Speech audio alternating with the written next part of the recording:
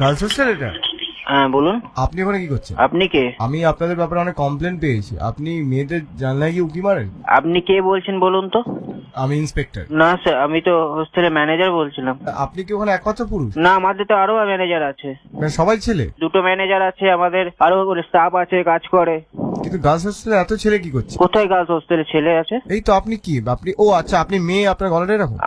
আমি তো ম্যানেজার বলছি স্যার। মানে আপনাদের কজন ছেলে আছে গার্লস হোস্টেলে? গার্লস বয়েজ এখানে সবই আছে স্যার। মানে গার্লস বয়েজ একসাথে থাকছে? না, আলাদা আলাদা। একসাথে হয়ে যায় না তো? না না না আপনাদের কোনো মহিলা কর্মচারী নেই? না, আমাদের অনার আছে যে মহিলা, তিনি আছেন তো, সন্ধ্যা সেনাপতি। আচ্ছা, উনি কোথায়? উনি বাড়িতে আছে। তুমি কতদিন আছো এখানে? স্যার 3 বছর হয়ে গেল। ওকে, বাথরুম কে পরিষ্কার করে?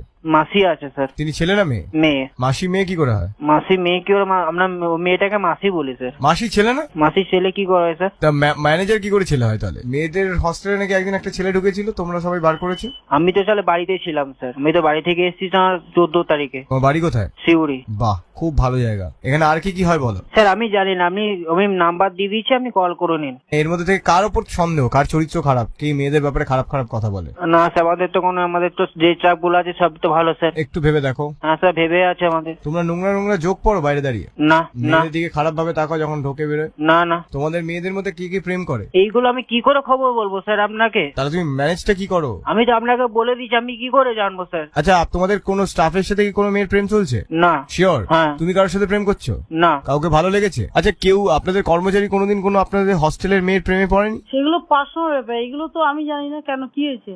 তার মানে হয়েছে, তাই তো? হ্যাঁ নিশ্চয়ই হতেই পারে, ছেলেরা মেয়েরা তো কথা বলে। তার মানে আপনি কি গণবিবাহ দেওয়ার ব্যবসা খুলেছেন নাকি? আপনাকে আমি এইসব কথা বলবো কেন? কোনো কর্মচারী প্রেম করেছে কি কোনো না, মেয়ের সাথে? না একটা নাকি পালিয়ে বিয়ে করেছিল? কোনোদিনই না। কে প্রমাণ দিতে হবে? আপনি কন্যাদান করেছেন শুনলাম। কে বলেছে? আর টাকাও চুরি যাচ্ছে শুনলাম আপনার হস্টেল থেকে। কিসের টাকা চুরি হচ্ছে? হ্যাঁ, 3,000 টাকা মেয়েদের চুরি হয়েছে। সে বেকার। একটা মেয়ের চুলে কে বাবুল গাম লাগিয়ে দিয়েছে।